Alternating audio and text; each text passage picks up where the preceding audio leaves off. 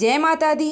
नवरात्रि के तीसरे दिन सुनिए दुर्गा सप्तशती का पाठ अध्याय 4। इस अध्याय में इंद्रादि देवताओं द्वारा देवी की स्तुति का वर्णन किया गया है। ऋषि कहते हैं, अत्यंत पराक्रमी दुरात्मा महिषासुर तथा उसकी दैत्य सेना के देवी के हाथों मारे जाने पर इंद्र आदि देवता प्रणाम करने के लिए गर्दन तथा कंधे झुकाकर उन भगवती दुर्गा का उत्तम वचनों द्वारा स्तवन है वो करने लगे। उस समय उनके सुंदर अंगों में अत्यंत हर्ष के कारण रोमांच आया था। देवता बोले, संपूर्ण देवताओं की शक्ति का समुदाय ही जिसका स्वरूप है तथा जिन देवी ने अपनी शक्ति से संपूर्ण जगत को व्याप्त कर रखा है, समस्त देवताओं और महर्षियों की पूजनीय उन जगदम्बा को हम भक्ति पूर्वक नमस्कार करते हैं। वे हम लोगों का कल्याण करें। जिसके अनुपम प्रभाव और बल का वर्णन करने से भगवान शेषनाग, ब्रह्मा जी तथा महादेव जी भी समर्थ नहीं हैं।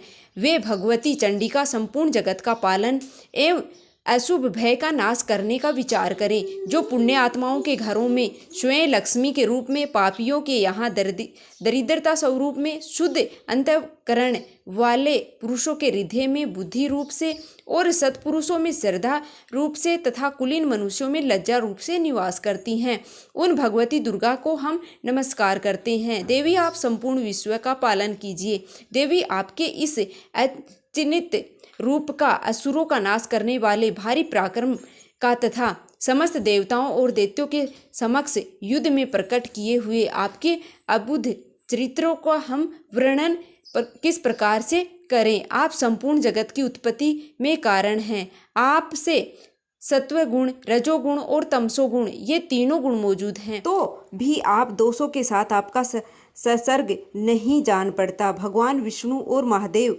जी आदि देवता भी आपको पार नहीं कर पाते। आप सबका आश्रय हैं। यह समस्त जगत आपका असंभूत है, क्योंकि आप सबकी आदिभूत, आवकर्ता और प्राकृत हैं। देवी, संपूर्ण यज्ञों में जिसके उच्चारण से सब देवता तृप्ति लाभ करते हैं, वह स्वाहा आप ही हैं। इसके अतिरिक्त आप पितरों में भी तृप्ति का कारण हैं और सब लोग आपकी स्वधा ही कहते हैं। देवी, जो मोक्ष की प्राप्ति का साधन है, अनिश्चित महाव्रत स्वरूपा, समस्त दोषों में रहित जितेंद्रिय तत्व को ही सार वस्तु मानने वाले तथा मोक्ष की अभिलाषा रखने वाले मुनिजन जिसका आभास करते हैं, वह भगवती पराविद्या आप ही हैं। आप शब्द स्वरूपा, अत्यंत निर्मल और ऋग्वेद, यजुर्वेद तथा उग्गिम के मनोहर पदों का पाठ से युक्त सोमवेद का आधार आप ही हैं। आप देवी त्रयी अर्थात तीन वेद आप ही भगवती हैं। इस विश्व की उत्पत्ति एवं पालन के लिए आप ही वार्ता अर्थात खेती एवं आजीविका के रूप में प्रकट हुई हैं। आप संपूर्ण जगत की घोर पीड़ा का नाश करने वाली हैं। देवी, जिसमें समस्त शास्त्रों के सार का ज्ञान होता है, वह मेधा शक्ति आप ही हैं। दुर्गम भव सागर से पार उतारने वाली नौका स्वरूप देवी दुर्गा आप ही हैं। आप कहीं भी आसक्ति नहीं हैं।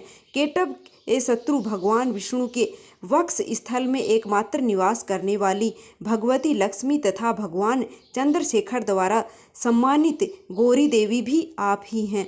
आपका मुख मंद मुस्कान से सुशोभित, निर्मल पूर्ण चंद्रमा से बिंब का अनुकरण करने वाला और उत्तम सुवर्ण की मनोहर कांति में कमनीय है। तो भी उसे देखकर महिषासुर को क्रोध हुआ और सहसा उसने उस प्रकार प्रहार कर दिया। यह बड़े ऐश्वर्य की बात है।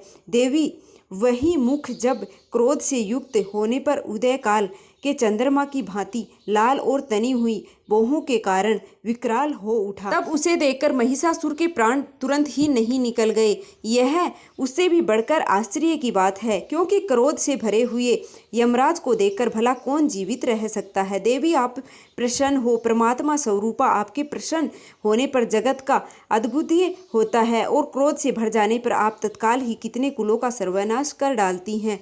यह बात अभी अनुभव से आई है। है, क्योंकि महिषासुर की यह विशाल सेना क्षण भर में आपके कोप से नष्ट हो गई है। सदा अभ्युदय प्रदान करने वाली आप जिन पर प्रसन्न होती हैं वे ही देश में सम्मानित होते हैं, उन्हीं को धन यश की प्राप्ति होती है, उन्हीं का धर्म कभी शिथिल नहीं होता है तथा वे ही अपने हष्टपुष्ट स्त्री पुरुष और भूतों के साथ धन धाने माने जाते हैं। देवी, आप ही की कृपा से पुण्य आत्मा पुरुष प्रतिदिन अत्यंत श्रद्धापूर्वक सदा सब प्रकार के धनाकुलम कर्म है वो करता है और उसके प्रभाव से स्वर्ग लोक में जाता है। इसलिए आप तीनों लोकों में निश्चय ही मनोवांछित फल देने वाली हैं।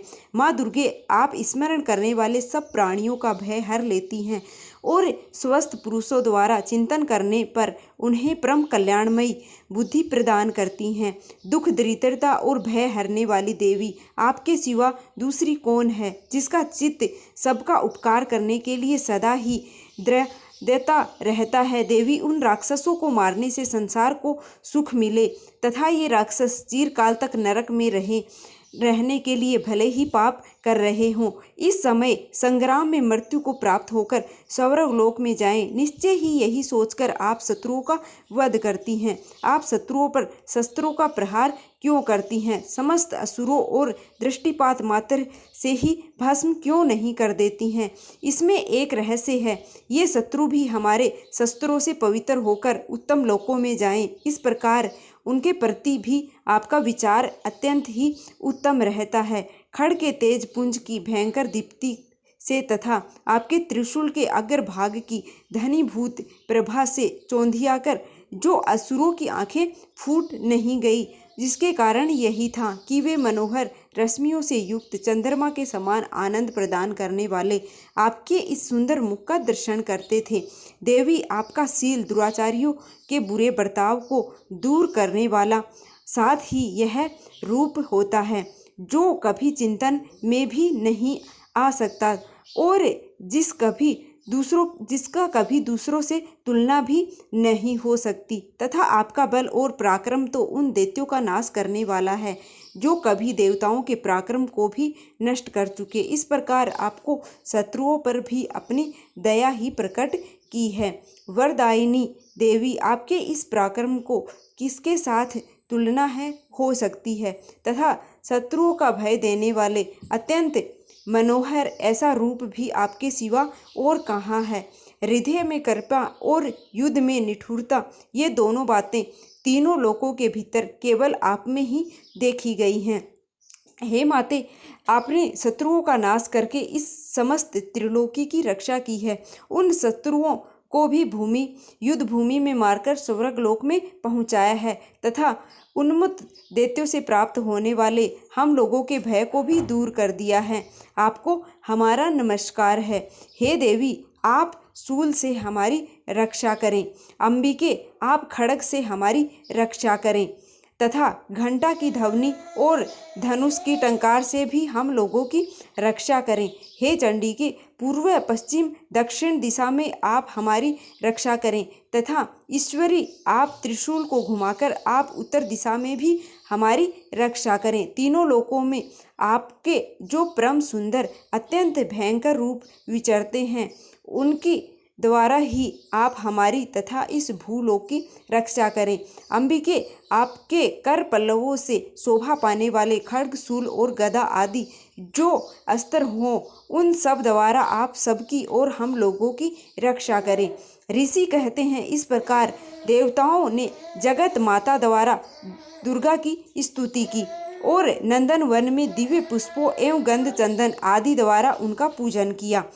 फिर सबने मिलकर जब भक्तिपूर्वक दिव्य धूपों की सुगंध निवेदन की, तब देवी ने प्रसन्न वंदन होकर प्रणाम करते हुए सब देवताओं से कहा कि देवी बोली, देवताओं, तुम सब लोग मुझसे जिस वस्तु की अभिलाषा रखते हो उसे मांगो। देवता बोले, भगवती ने हमारी सब इच्छा है वो पूर्ण कर दी, अब कुछ भी बाकी नहीं है, क्योंकि हमारा यह शत्रु महिषासुर मारा गया। महेश्वरी, इतने पर ही यदि आप हमें और वर देना चाहती हैं तो जब आपका स्मरण करें तब आपका दर्शन देकर आप हम लोगों को महान संकट से दूर कर दिया करें तथा प्रसन्न मुखी अंबिके, जो मनुष्य इन शस्त्रों द्वारा आपकी स्तुति करे और उसे वित्त समृद्धि और वैभव देने के साथ ही उनकी धन और स्त्री आदि संपत्ति को भी बढ़ाने के लिए आप सदा हम पर प्रसन्न रहें। ऋषि कहते हैं, राजन, देवताओं ने जब अपने तथा जगत के कल्याण के लिए भद्रकालीन को इस प्रकार से प्रसन्न किया, तब वे तथास्तु कहकर वहीं पर अंतर्ध्यान हो गई। भूपाल इस प्रकार पूर्व काल में तीनों लोकों का हित चाहने वाली देवी जिस प्रकार देवताओं के शरीर से प्रकट हुई थी, वह सब कथा मैंने कह सुनाई है। अब पुनः देवताओं का उपकार करने वाली वे देवी दुष्ट दैत्यों तथा शंभु निशंभु का वध करने, सब लोगों की रक्षा करने के लिए गौरी देवी के शरीर से जिस प्रकार प्रकट हुई थी, वह सब प्रसंग मेरे मुख से सुनो। मैं उसका तुम्हें यथासंभव वर्णन है वो करता हूँ। इस प्रकार मार्कंडेय पुराण में सर्वाणिक मनंतवर की कथा के अंतर्गत देवी महात्म्य की शुक्रादि स्तुति नामक चौथा अध्याय पूरा हुआ। जय माता रानी। हे माँ भगवती, आप अपनी कृपा दृष्टि अपने सभी भक्तों पर बनाए रखिएगा। तो उम्मीद है कि आपको यह पसंद आया होगा और अगले अध्याय के लिए आप हमारे चैनल को सब्सक्राइब कर लें ताकि आपको अगला अध्याय है वो कल समय पर मिल सके। धन्यवाद। जय माता दी।